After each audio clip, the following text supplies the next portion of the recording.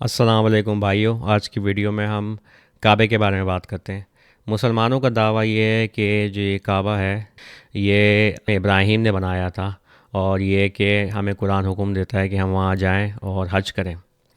तो असल में जो चक्कर है वो ये है कि कुरान में जो बात हो रही है खुदा के घर की, वो असल में वो नहीं है जो काबा है। काबा तो एक बुत है।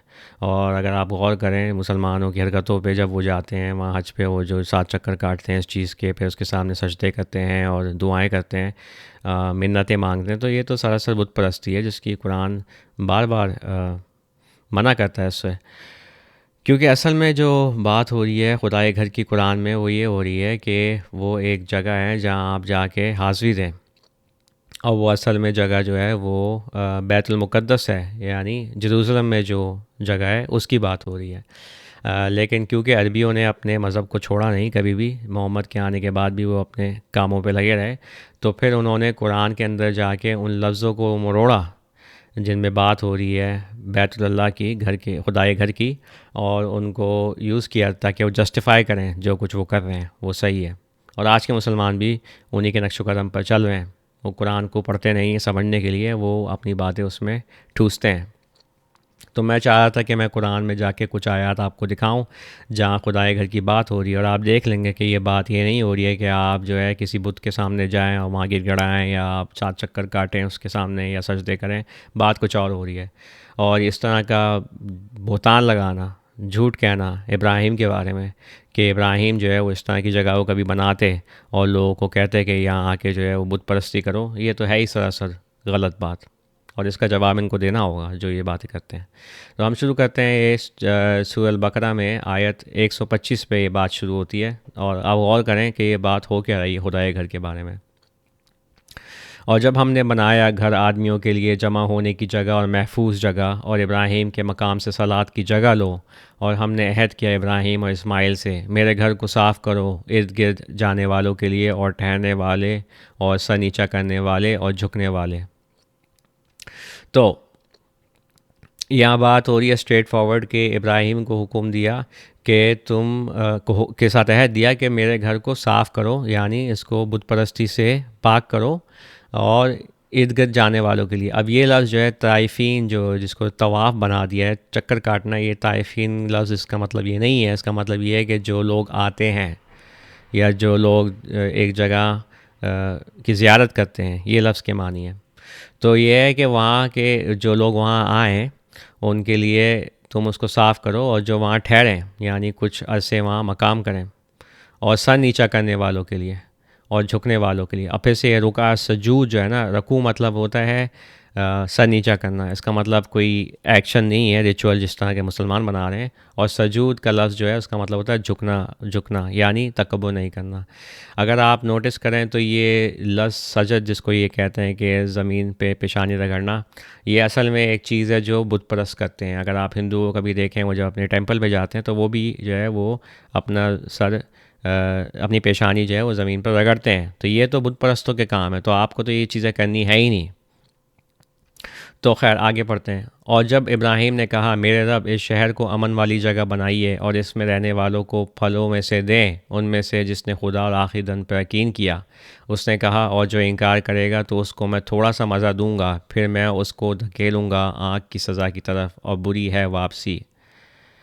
और जब इब्राहीम बुलंद कर रहा था घर की बुनियादों को, और इस्माइल, हमारे रब ये हम से लें, आप सुनने वाले जानने वाले हैं। वो घर की बुनियाद बुलंद कर रहे थे, क्योंकि खुदा का घर जो है ना वो एक जगह है जहाँ आपको जाके खुदा की खिदमत करनी है, खुदा से दुआ करनी है। ये कोई ये नहीं है कि उन्होंने कोई बुत बना दिया या एक क्यूब स्ट्रक्चर बना दिया और कहा कि भाई यहाँ आके जो है वो अपनी पेशानियाँ रगड़ो। ऐसी बात नहीं हो रही। और ये कि जैसे मैं कह चुका हूँ, ये घर जो है ये असल में जेरूसलम में है। ये बैतुल मुक़द्दस जो है ना, ये जगह है। क्योंकि खुदा का घर जो है वो, मस्जिद को भी खुदा का घर कहते हैं, क्योंकि वहाँ आप जाके खुदा की याद करते हैं और खुदा की तारीफ़ें करते हैं और खुदा की खिदमत करते हैं, यानी लोगों को खाना खिलाते हैं और सच की बात करते हैं। ये बात है, इसका कोई ताल्लुक़ नहीं है बुत परस्ती से। हमारे रब और हमें अपना फर्माबरदार बना दें और हमारी औलाद में से एक कौम को अपना फर्माबरदार बना दें और हमें हमारी इबादतें दिखाइए और हमारी तरफ मुड़े, आप मुड़ने वाले रहम करने वाले हैं हमारे रब, और खड़ा करें उनमें रसूल उनमें से जो उनको पढ़कर सुनाए आपकी निशानियाँ और सिखाए उनको किताब और दानिशमंदी और उनको पाकीज़ा करे, आप ही हैं सब पर गालिब दानिशमंद। तो ये एक सेट है जिसमें बात हो रही है खुदाए घर की। तो इसको इन्होंने मरोड़ दिया है इन लफ्ज़ों के मानी को, रुकू व सुजूद को और तवाफ़ को, और उन्होंने उसको एक बुत परस्ती की शक्ल दे दी है, जबकि बात ये नहीं हो रही। एक और सेट देखते हैं, यहाँ भी खुदाए घर की बात हो रही है। ये है सूरह इमरान, हम पढ़ते हैं आयत 96 से।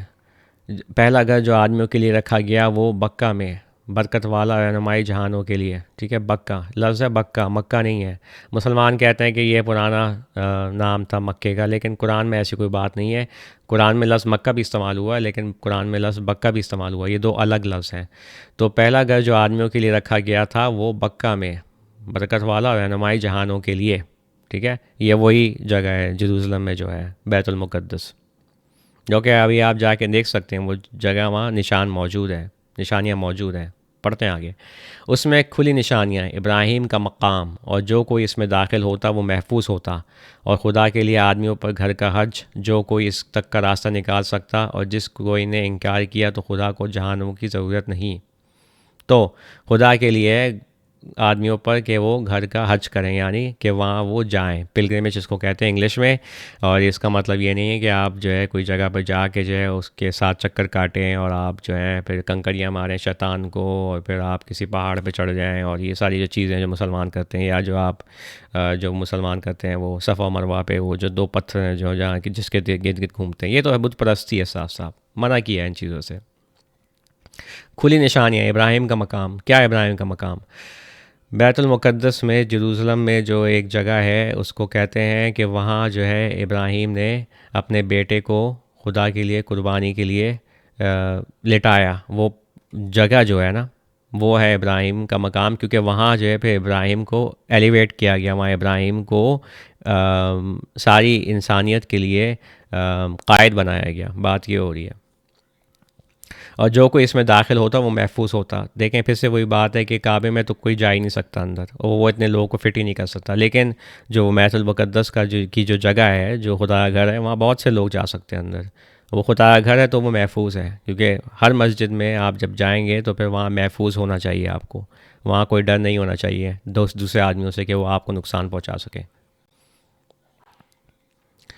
तो ये दो सेट हैं आयात के। और भी जगह बात हुई है खुदाए घर की, लेकिन मैं खाली डिस्कशन को इस पे महदूद रखना चाह रहा था। मैं आपको बताना चाह रहा था कि आपके अब्बा अजदाद जो उनको वर्षे मिला इस्लाम, और जो वो बुत परस्ती जो उन्होंने सीखी है अपने अब्बा अजदाद से, वही चीज़ आप कर रहे हैं। आपको जो है वो मौलवियों ने बेवकूफ़ बनाया हुआ है। वो कहते हैं कि खुदा का घर जो है वो एक स्टोन क्यूब है मक्का में, जो कि एक बुत है, कि इसकी रुख की तरफ तुम नमाज़ पढ़ो, या इसकी रुख की तरफ तुम कुर्बानी करो, या जब मुर्दा जो है उसको दफन कर रहे हो तो इसकी रुख की तरफ दफन करो। ये जो सारी बातें, ऐसी कोई बात नहीं है। लफ्ज़ किबले का मानी जो है कुरान में वो कुछ और है। किबले का मतलब ये होता है कि आप जो है किस चीज़ की तरफ जाएँ। और मोहम्मद को जो है हुक्म दिया था कि वो मस्जिद हराम की तरफ जाएँ, क्योंकि वहाँ उनको अपना जाके पैगाम लोगों तक पहुँचाना था। इसका मतलब ये नहीं था कि नमाज़ पढ़ना शुरू हो जाओ उस रुख की तरफ, क्योंकि खुदा का चेहरा तो हर तरफ है, जहाँ तुम रुख मोड़ो वहाँ खुदा मौजूद है। तो फिर जाहिर सी बात है कि ये जो एक तरीका है जो ये पढ़ने का इनका नमाज का, वो तो है ही सरासर कुरान के ख़िलाफ़। तो खैर मैं इसको डिस्कशन को यहीं तक महदूद रखता हूँ। इंशाल्लाह मैं आगे चल के और इसके बारे में बातें करूँगा। लेकिन हाँ, ये जगह जो है, ये बैतुल मुक़द्दस जो है जो जेरूसलम में है, ये यहूदी भी मानते हैं कि ये जगह बहुत अहम है। और सिमिलरली कुरान में भी इस जगह के बारे में बात हो रही है, और ये जगह बक्का में है जो कि जेरूसलम है। ये जगह वहाँ नहीं है जहाँ आपको सऊदियों ने जो है वो पट्टी पढ़ाई हुई है कि है। और वो जो हज वो करवा रहे हैं लोगों से, वो तो है बुत परस्ती, और वो एक पैसा बनाने की स्कीम इन्होंने बना ली है।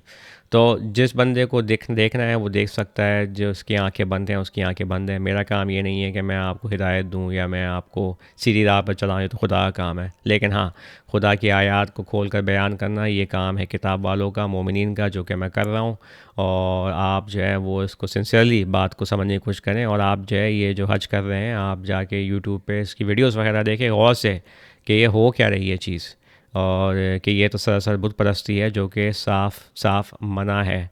और कुरान में सूरह बकरा में ये भी लिखा हुआ है कि उस आग से डरो जिसका ईंधन इंसान और पत्थर है, क्योंकि इन पत्थरों की पूजा पाठ जो है ये एक चीज़ है जो हर मज़हब में है, और ये इंसान जो है वो हमेशा से करते आ रहे हैं।